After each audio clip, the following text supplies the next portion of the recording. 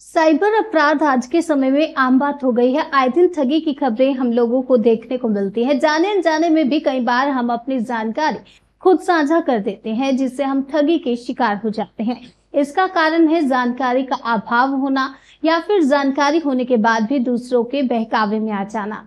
आम जनता को जागरूक करने के लिए तरह तरह के कदम उठाए जाते हैं, जिससे हम लोग जागरूक हो सकें और साइबर क्राइम से बच सकें। जिसके चलते आज साइबर पाठशाला का आयोजन किया गया, जिसका उद्देश्य लोगों को साइबर अपराध के प्रति जागरूक करना है।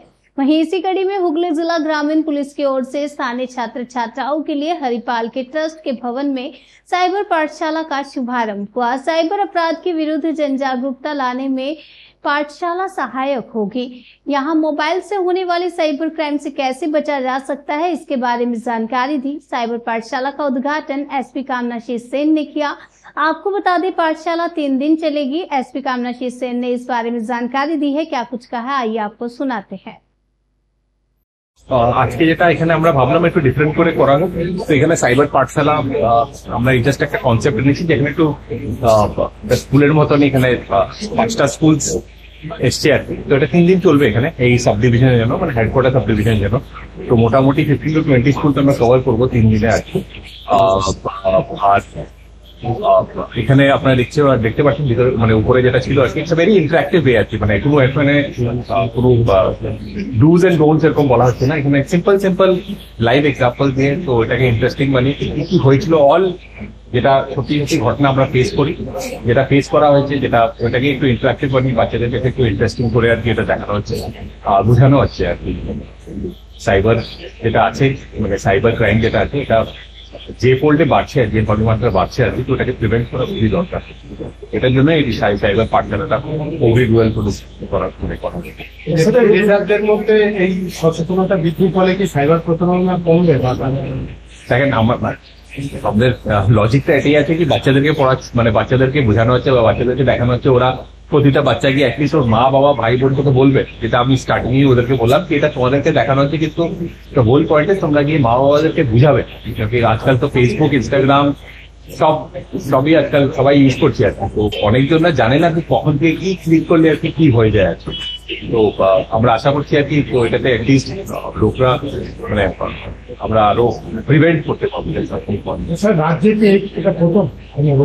এটা বলতে পারছি না, মানে এটা আমার কিছু আইডিয়া নেই, কিন্তু করা হচ্ছে। আমরা এটা কন্টিনিউ করবো, যেরকম হেডকোয়ার্টার সাব ডিভিশন থেকে আমরা মানে পুলিশ ডিভিশন থেকে চালু করলাম, এটা আমরা আরামবাগেও করবো। আমরা আজকেই কথা বলছিলাম, আরামবাগে করবো এই কনসেপ্টে আর কি। 3 দিনে ম্যাক্সিমাম 20টা স্কুল টার্গেট করা।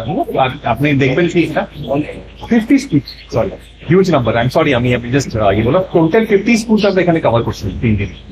তো আপনি বুঝতে পারছেন এরকম করে যদি প্রতিটা সাব ডিভিশনে যদি আমরা করি, তো কতটা স্কুল আর কতটা বাচ্চাদেরকে আমরা কভার করতে পারবো। আর টার্গেটটা হলো ওটা কি, ওই টিনেজ যারা পড়ুয়া যারা আছে আর কি, ওদেরকে আমরা টার্গেট করছি, ওরা নিজেও বুঝবে এবং ওদের মা বাবা বা ফ্যামিলি মেম্বারকে এগুলো বোঝাবে। কোন কোন বিষয়গুলোর উপর অনেক সাবধান করা হচ্ছে? দেখেন, আমাদের বলছি আমাদের দেখবেন আমরা কাউন্টার লাগিয়েছি, ডিফারেন্ট টাইপস অফ ফ্রডে ডিফারেন্ট টাইপস অফ কাউন্টার, আলাদা কাউন্টার লাগাতে পারে। তো কাউন্টারে এই যে এখন যেটা চলছে, ইনিশিয়ালি একটা ডেমনস্ট্রেটিভ ভিডিও চলছে আর কি, দেখানো হচ্ছে আর কি কি হচ্ছে, কি হয়, কি না হয়, কি চেক করলে কি হয় আর কি। তো কালকে যেরকম আমি বললাম, একটা ফেস আপনার হোয়াটসঅ্যাপ থেকে ভিডিও কল করে দেখানো হবে আর কি।